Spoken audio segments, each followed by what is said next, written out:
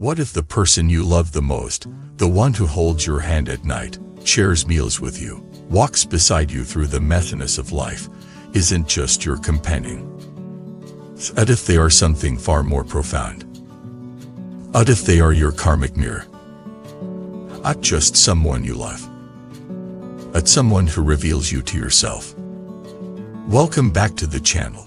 In today's episode, we're diving deep into a concept that could change the way you see your relationships forever: karmic mirroring. This isn't about playing. This isn't about romantic ideals. This is about spiritual growth through sacred connection. Let's start with a truth that may feel uncomfortable at first. Relationship you're in right now is not random.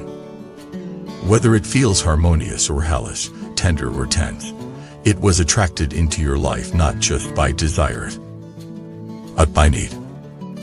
Where souls need to evolve. So today, we're going to unpack how your partner reflects your deepest patterns, how to decode the messages hidden in your conflicts, and how to transform your relationship into a path of awakening. A reflection you didn't expect. We often think relationships are about compatibility, shared values, similar interests, good communication, maybe chemistry. And yes, those things matter. But from a spiritual perspective, relationships are about mirroring. What if your partner's anger isn't just their issue, but a mirror to your fear of confrontation? What if their neediness reflects your discomfort with vulnerability? What if their coldness awakens your own abandoned emotional landscape? We resist these truths because they demand that we take radical responsibility. But once you accept the idea of your partner as a karmic mirror, everything changes. You stop fighting them. You start learning from them. And in doing so, you accelerate your own evolution. Revealing the karmic mirror. So let's define it clearly. A karmic mirror is someone whose presence, patterns, and personality reveal the parts of you that are still unresolved. It doesn't mean they're right and you're wrong. It doesn't mean you're causing their behavior. It simply means your dynamic is not accidental.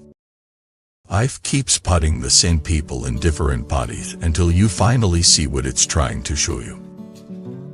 Here's a common example. Let's say your partner is impatient. They snap quickly, they rush, they hate waiting. You, on the other hand, pride yourself on being calm. First, it seems like they're the one with the problem. I'd dig deeper. Why does their impatience bother you so much?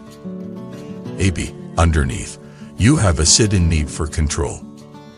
You like things done a certain way, at a certain pace. Urgency threatens your illusion of control and triggers a panic you don't show. Or maybe you have unresolved anxiety about not being enough, and their tone echoes the pressure you secretly put on yourself. Oh, it's not about who's right. It's about what's right for transformation. This is the power of the karmic mirror. Your partner shows you, daily, sometimes painfully, where you still need to heal. Decoding the messages. How do you begin this work? Start with this simple rule. If you're triggered, you're being shown something.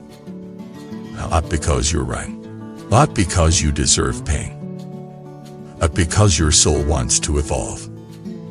So when conflict arises, instead of asking, why are they doing this? What is this showing me about me? Journal about it. What emotions come up?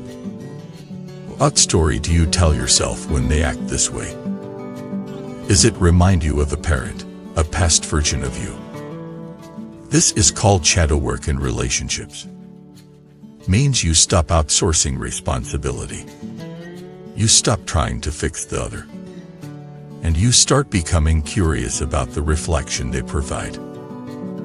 Here's the deeper truth. When you're disgusted by your partner's behavior, there's often a part of you that's disconnected from that very same trait. You reject their ego because your own ego feels threatened. You hate their silence because you fear your own emotional neglect. You criticize their failure because you secretly fear your own. This isn't about tolerating abuse or dysfunction. It's about refusing to play the victim. It's about reclaiming your power by owning your reactions. Because reactions are always rooted in internal wounds. And healing begins with acknowledging the wound. Transforming through reflection.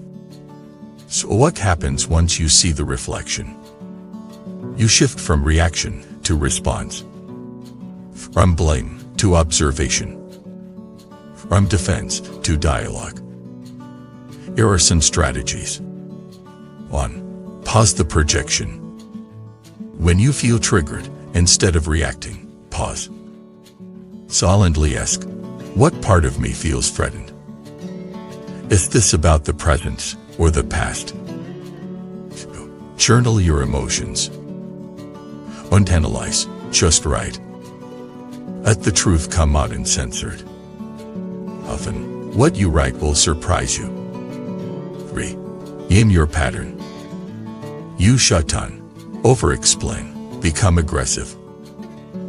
If that behavior inane. Here comes the pleaser. Here's the controller again. Aiming creates space. 4. Share with your partner, if appropriate. Not as a weapon. Not to fix them. To invite mutual reflection. When you did that, I noticed I felt really small. And I think that reaction is deeper than just you. I think it's about something from before. This isn't a script. It's an invitation. An invitation to grow together. And when both partners begin living this way, something beautiful happens. A relationship becomes a crucible, out of conflict, but of co-creation. You stop fearing the mirror. You start honoring it. You look into each other's eyes and say, thank you for being my teacher. Thank you for loving me through my reflection. Thank you for showing me. That's real intimacy. Or evolving spiritual path. So what's the long-term effect of karmic mirroring? You grow faster. You love deeper. You forgive more easily. Not because life gets easier, but because you stop resisting the license. And your relationships become less about comfort and more about awakening. So here's your invitation. Tonight, look at your partner. Really look. Not just at their face, but at their energy. At the version of you they've drawn out. At the mirrors they hold up. Ask yourself, what is this person here to teach me? And then, with compassion, not critique, say thank you. Because whether you stay together forever or part ways tomorrow, the karmic mirror remains. The growth remains. The soul remembers. This episode resonated. Drop a comment below. What's something you've seen in your partner that reflects something in you? Let's create a space of truth, Aching. And if you haven't already, like and subscribe. Share this message with someone walking the path of conscious life. Thank you for watching this video. And remember, your partner is not your enemy. You're not your savior. You're your reflection. And in that mirror, you'll find the path back to your soul. Before you leave, here's something special. In Buddhism, we believe that every encounter carries a deeper meaning. Would you like to discover your true soul connection, the one written into your destiny?